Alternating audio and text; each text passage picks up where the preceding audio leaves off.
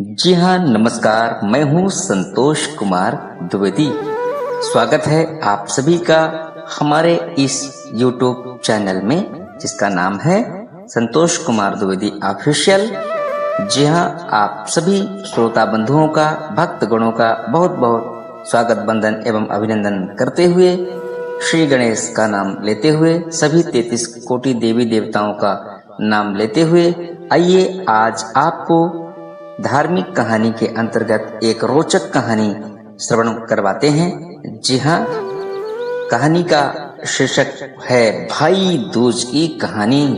जी हाँ, भाई और बहन का अनूठा प्रेम होता है और साल में 2 त्योहार आते हैं। एक तो रक्षाबंधन का होता है, वो आप सभी को पता है कि वो सावन के पूर्णिमा को मनाया जाता है, और दूसरा त्योहार इस समय मनाया जाता है, इन्हीं दिवाली के बाद जो है, जब दूज आती है तब भाई दूज का भी एक त्योहार मनाया जाता है। तो उसी संदर्भ में आइए प्रस्तुत है शानदार जानदार जो है कहानी, भाई दूज की कहानी। जी हाँ, एक समय की बात है, किसी गांव में एक बुढ़िया रहती थी। उसके 2 संतानें थीं, एक लड़का एक लड़की। जी हाँ, सबसे बड़ी लड़की थी और छोटा लड़का था।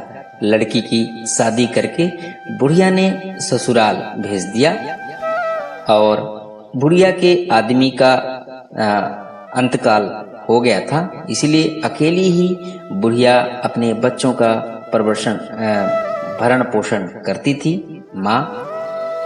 और जो है अपनी लड़की की शादी कर दी। अब वो अपने ससुराल में सुखपूर्वक दिन बिता रही थी। एक दिन की बात है, जो लड़का था जब वह बड़ा हो गया, तब उसे अपनी बहन की याद आई, खूब बहन की याद आई, क्योंकि बचपन में उसके साथ बहुत खेले कूदे थे। तो आपको पता है कि भाई बहन का एक विशेष अनूठा प्रेम होता है। तो बहन की याद आई तो अपनी माँ से लड़का बोला कि जो है, मम्मी आज मैं बहन को देखने जाऊंगा। जी हाँ, दीदी से मिलने जाऊंगा। माता ने बहुत समझाया, तुम्हारी बहन तो 7 कोस दूर है, कैसे जाओगे बेटा? नहीं, आज मैं जाऊंगा। तब माँ ने कहा, नहीं बहन के यहाँ मत जाओ, वो कलिया है, काली है, और वो तुम्हें उतना स्नेह नहीं करेगी, उतना प्रेम नहीं करेगी, क्योंकि जब से वो ससुराल गई है, एक बार भी मायके की सुध नहीं ली है, मायके नहीं आई है, भला वो तुम्हारा कहाँ से सम्मान करेगी? तब लड़का बोला, कुछ भी हो माँ, लेकिन आज मैं दीदी से मिलने अवश्य जाऊंगा। माँ रोकती रही लेकिन नहीं माना। और जब नहीं माना तो माँ ने कहा, ठीक है, तुम जाना चाहते हो जाओ, थोड़ा बच के जाना, क्योंकि वहाँ पे जंगल वगैरह भी हैं, नदी वगैरह भी हैं, थोड़ा हिसाब से जाना। और जो है, यह कह करके समझा बुझा करके और बेटे को भेज दिया। अब लड़का चलने लगा बहन से मिलने के लिए। अब जाते जाते रास्ते में सबसे पहले उसको एक सांप मिला। सांप ने कहा, आज मैं तुम्हें डसूंगा। क्योंकि देखिए, ये कहानी उस समय की है, सतयुग के समय की कहानी है। और मैं आपको स्पष्ट कर देना चाहता हूँ कि सतयुग में हर चीज बोलती थी, हर चीजों और हर वस्तु एक दूसरे की भाषा समझती थी, चाहे वो सजीव हो चाहे निर्जीव हो, पशु पक्षी, हर कोई एक दूसरे की भाषा को समझते थे। तो जब सर्प मिला रास्ते में लड़के को, तो उसने कहा, तुमको मैं जाने नहीं दूंगा, तुमको आज मैं डसूंगा। लड़का ने कहा, देखो सर्पराज, नागराज, मैं बहुत दिन बाद अपनी बहन से मिलने के लिए जा रहा हूँ। हमारी बहन आस लगाए हमें इंतजार कर रही होगी हमारा, तुम हमें जाने दो। जब हम लौट करके आएंगे ना, तब तुम बेशक मुझे डस लेना, मुझे कोई इतराज नहीं है। और बड़े विनम्र भाव से जब यह बात लड़के ने सर्प से कही, तो नागराज प्रसन्न हो गए, बोले, ठीक है जाओ, लेकिन याद रखना लौट के इसी रास्ते से आना, मैं तुम्हें डसूंगा अवश्य। लड़के ने बोला, ठीक है। अब यह कह करके रास्ता दे दिया। अब लड़का आगे चलने लगा। जाते जाते क्या हुआ, रास्ते में नदी मिली। जी हाँ, नदी ने कहा, आओ बेटे आओ, तुम्हारा ही मैं इंतजार कर रही थी, मैं आज तुम्हें डुबाऊंगी। तब लड़के ने कहा, हे नदी देवी, मैं अपनी बहन से मिलने जा रहा हूँ और हमारी बहन हमारा इंतजार करती होगी। एक काम करो, अभी आप हमें जाने दो, जब हम लौट कर आएंगे तो आप हमें डुबा लेना। नदी ने इतने प्रेम भरे स्वर से सुने हुए लड़के के वाक्य को से संतुष्ट हो गई और बोली, ठीक है बेटा, ऐसी बात है तो जाओ और अपने बहन से मिलकर के इसी रास्ते वापस आना, तो मैं डुबाऊंगी जरूर तुम्हें। बेटा ने कहा, धन्यवाद, अवश्य आऊंगा। और यह कहकर के फिर आगे गया। नदी पार करने के बाद एक जंगल मिला, घनघोर जंगल। वहां उस लड़के का सामना हुआ जंगल के राजा शेर से। जी हाँ, दहाड़ मार के शेर सामने खड़ा हो गया लड़के के और बोला, अब तो मैं तुम्हें खाऊंगा। तब लड़के ने कहा, हे जंगल के श्रेष्ठ राजा, अभी तुम मुझे छोड़ दो, क्योंकि मैं अपने बहन से मिलने के लिए जा रहा हूँ। मेरी बहन मेरा इंतजार करती होगी, जब मैं लौट कर आऊंगा तुम मुझे खा लेना, अभी मुझे छोड़ दो। यह विनम्र भरे स्वर सुन करके जंगल का राजा जो शेर था उसे छोड़ दिया और कहा, ध्यान रखना, लौट के जब आओगे मैं अवश्य खाऊंगा और आना इसी रास्ते। तो लड़के ने कहा, ठीक है महाराज, मैं इसी रास्ते आऊंगा। यह कहकर के शेर ने रास्ता दे दिया और फिर वो आगे गया। जाते जाते बहुत कष्ट पाए रास्ते में, किंतु वह आखिरकार अपने बहन के घर पहुंच गया। द्वार में जाकर आवाज दिया, दीदी दीदी दरवाजा खोलो, दीदी दरवाजा खोलो, मैं तुम्हारा भाई हूँ। अब कई बार आवाज आई, लेकिन उस समय बहन जो है सूत काट रही थी कपड़े का। कपड़े बनाने के लिए सूत जो काटा जाता है, तो सूत काट रही थी। अचानक सूत काटते काटते धागा टूट गया। और ऐसा कहा जाता है कि जब धागा का सूत काटते काटते टूट जाता है तो वहां पे बोलना नहीं चाहिए, अपशगुन माना जाता है, इसलिए वह नहीं बोली। 3-4 बार आवाज दिया भाई ने। जब बहन ने फाटक नहीं खोला तो भाई कहने लगा कि मम्मी ठीक ही मना कर रही थी कि मत जाओ, लेकिन मैं ही था जो जिद में चलाया। देखो हमारी बहन नहीं खोल रही है दरवाजा, जबकि मैं काफी दूर से आया हूँ। यह सोच करके उसने सोचा, अब यहाँ से और अपमान करवाने से बेहतर है लौट जाना ही ठीक है। वह लौटने लगा। जैसे ही लौटने लगा तो उसी समय क्या हुआ कि टूटा हुआ जो धागा था सूत का वो जुड़ गया। जब जुड़ गया तो जल्दी से केवाड़ बहन ने खोला और भाई भाई आवाज लगाते हुए, भैया भैया रुक जाओ, भैया रुक जाओ, भैया कहते कहते तेज से बढ़ी और अपने भाई को मार्ग में ही पकड़ लिया और उसके जो है गले लग गई। बोले, भैया मैं कपड़े सूत काट रही थी, धागा इसलिए वो टूट गया था, इस वजह से देर हो गई, क्षमा करो हमें। बोले, नहीं नहीं, क्षमा मांगने की जरूरत नहीं है मेरी प्यारी बहन, मुझे तो बहुत याद आ रही थी तुम्हारी। अब वो बड़े प्यार से अपने भाई को लेकर अपने घर गई, खूब खुश हुई। भाई को बैठा करके पड़ोसिन के पास गई और उससे पूछी कि बहन ये बताओ कि जब कोई भी घर में जान से भी प्यारा व्यक्ति आ जाए तो हमें क्या करना चाहिए। तब उसने मजाक में कह दिया कि ऐसा करो, तेल का चौका लगाओ और घी से जो है चावल तलो, तभी जो है संतुष्टि होगी उसकी आत्मा को। यह मजाक वो भोली भाली नहीं समझ पाई और पड़ोसिन की बात में आ गई और अपने घर में तेल का चौका बनाया और घी से चावल चढ़ा दिए। अब काफी देर हो गया और चावल तो पके ही नहीं। भाई कहा, बहन मुझे बहुत भूख लगी है, मैं 7 कोस दूर से आया हूँ, आप कुछ हमें खिला दो। तब बहन ने कहा, भैया चढ़ा तो रखे हैं लेकिन पके नहीं चावल। बोले, कैसा चौका लगाई हो। बोले, पड़ोसिन से पूछी थी, उसने कहा तेल का चौका लगा दो और घी से चावल बना दो। तो उसका भाई मुस्कुराया, बोला, अरे बहन तू बहुत भोली है, भला तेल से कभी कोई चौका बनता है क्या? हैं? और घी से चावल थोड़ी ऐसे बनते हैं। तो एक काम कर, पानी का चौका लगा और पानी में चावल चढ़ा तो अवश्य पक जाएंगे। तब यह सुन करके भाई जैसा बताया वैसा बहन ने किया और कुछ ही देर बाद शानदार व्यंजन भोजन तैयार हो गया। बहन ने बड़े प्यार से अपने भाई को खाना खिलाया और टीका लगाया और उसके लंबी उम्र की कामना की। जी हाँ, और बड़े मजे से भाई बहुत दिन तक अपने बहन के घर रहा। एक दिन वह जाने के लिए कहा कि मैं बहुत दिन हो गई होगी, मम्मी की याद आ रही है, मम्मी मेरा इंतजार कर रही होगी, आप मुझे विदा करो, इजाजत दो दीदी, फिर मैं कभी आऊंगा। तब दीदी ने जो है उसके रास्ते के लिए शाम में ही बहुत सारे लड्डू बनाए और बना के रख दिए। जैसे सुबह हुई तो भाई को लड्डू दिया और लड्डू देने के बाद भाई दीदी से आज्ञा लेकर वहां से प्रस्थान कर दिया अपने घर के लिए। जी हाँ, फिर क्या होता है, थोड़ी देर बाद कुछ लड्डू बचे थे। जब वह लड्डू देखी बहन तो बिल्कुल हरे पड़ गए थे और चक्की में जब देखती है जहाँ वो गेहूं पीसा था वहां देखी कि एक सांप पिस गया है। अरे उसको बड़ा झटका सा लगा, ये क्या हुआ, सांप पिस गए तो सारे लड्डू जहरीले होंगे। उसको भाई की याद आई कि भाई को भी मैंने बहुत सारे लड्डू दिया था।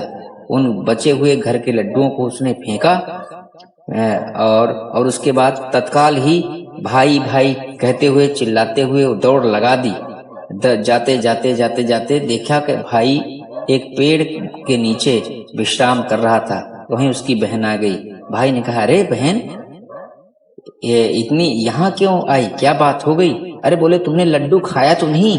बोले नहीं, लड्डू तो नहीं खाया, अभी वो पेड़ पर लटके हुए। अरे बोले उसको खाना नहीं, मुझसे बहुत बड़ी गलती हो गई, वो आटे के साथ में जो है पीसते वक्त सांप भी पिस गया, वो सारे जहरीले हो गए और इसीलिए मैं भागी भागी आई और वो फिर वृक्ष में जो टंगा दिया था भाई ने लड्डू, उसे बहन ने उतारा और वहीं पर गड्ढा खोदकर उन सारे लड्डुओं को गाड़ दिया। और गाड़ने के बाद बहन ने कहा, भाई मुझे प्यास लगी है, तो कहीं यहाँ कोई तालाब उलाब है क्या? भाई ने कहा, तुम यहीं रुको, मैं जाता हूँ तालाब से लेके आता हूँ। तो बहन ने कहा, नहीं तुम यहीं रुको, मैं खुद जाती हूँ, पानी पीकर आ जाऊंगी। अब भाई को वहीं रोककर बहन तालाब के पास गई। तब क्या देखती है कि एक बूढ़ी अम्मा जो है कुछ गढ़ रही थी, कुछ बुन रही थी वहां पर। तब लड़की ने यानी बहन ने पूछा, लड़की ने, अम्मा जी आप कौन हैं और ये क्या कर रही हैं? तब बुढ़िया ने कहा, मैं विधिना माता हूँ, यहाँ पर एक प्यारी बहन के एकलौते भाई की जो है तांत बुन रही हूँ मैं, क्योंकि उसे अब तो इस दुनिया से जाना है, क्योंकि उसने बहुत अपराध किए हैं। तब बहन ने कहा, अच्छा तो अपराध किसने किया, भाई ने कि बहन ने? बोले उसकी बहन ने अपराध किया, एक सांप को जो है पीस दिया है, इसलिए बहन का ज्यादा अपराध है, इसलिए उसके भाई को अब इस दुनिया से जाना होगा। तब यह सुन करके वो लड़की को लगा कि ये तो कहानी मेरी ही है। तब लड़की ने हाथ जोड़ के कहा कि विधिना माता बताइए कि उसके भाई को का बचने का कोई एक उपाय है क्या?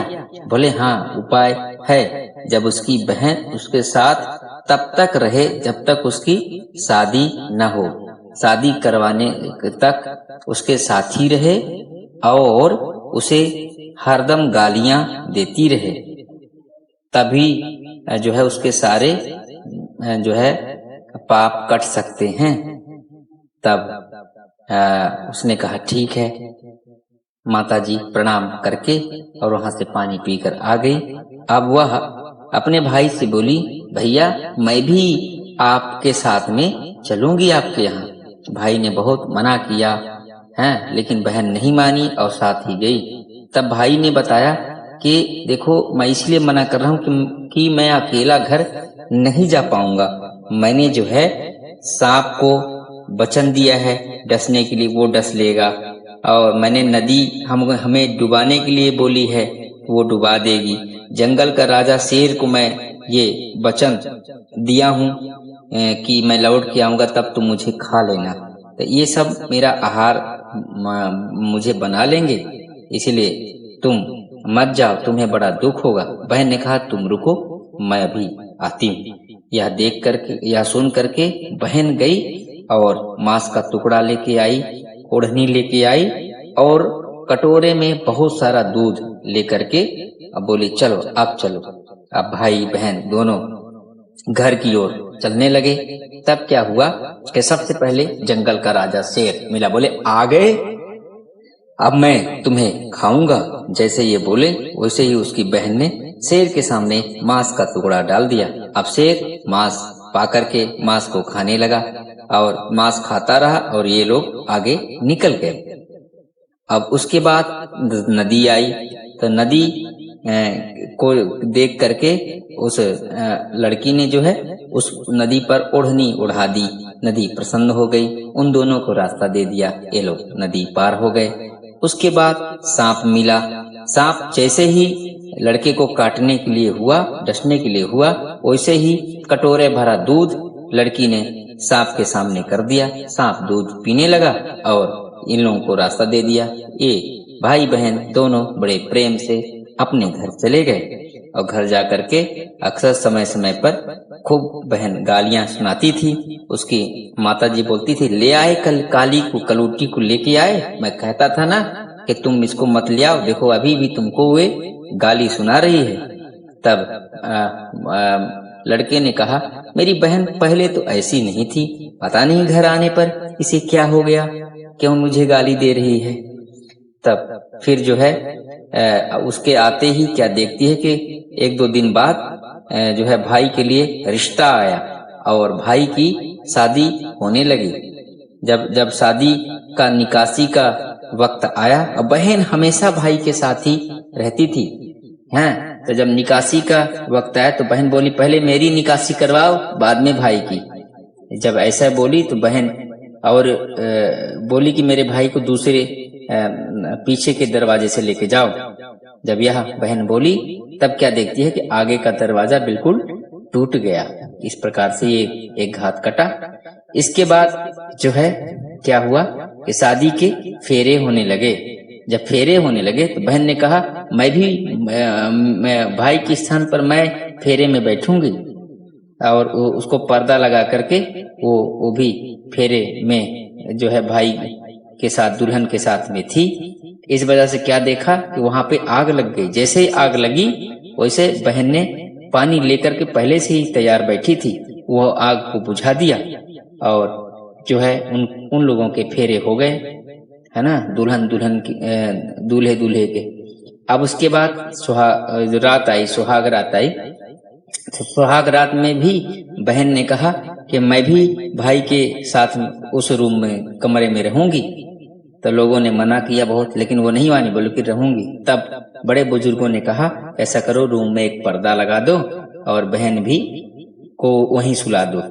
तो बहन दूल्हा दुल्हन यानी उसका भाई और भाभी एक ही कमरे में सोए, बीच में पर्दा लगा दिया गया।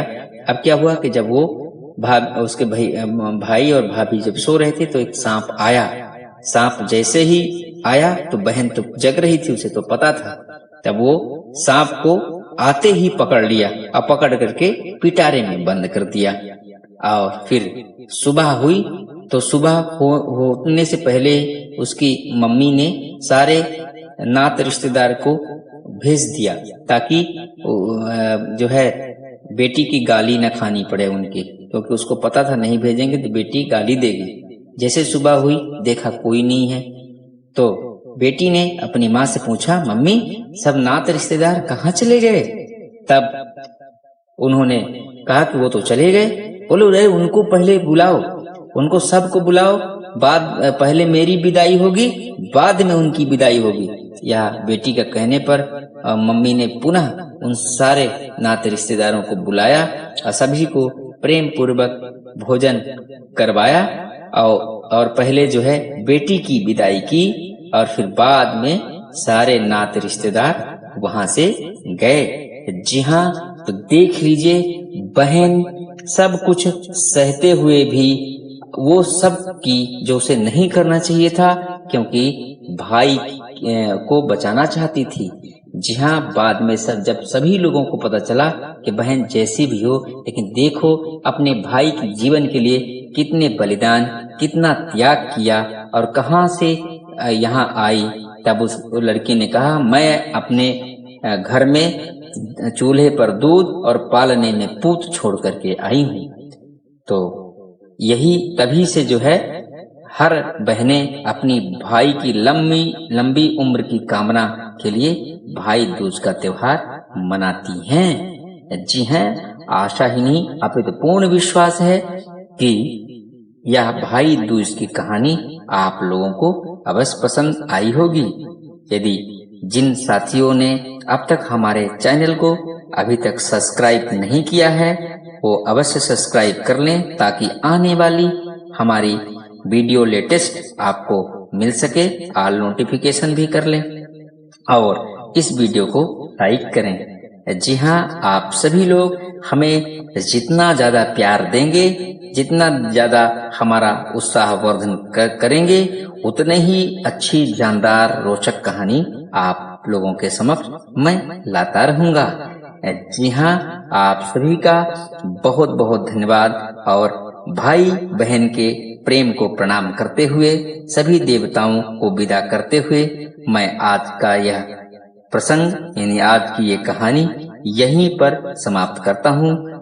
फिर मिलूंगा एक नई वीडियो में, तब तक के लिए दीजिए अनुमति। नमस्कार, धन्यवाद।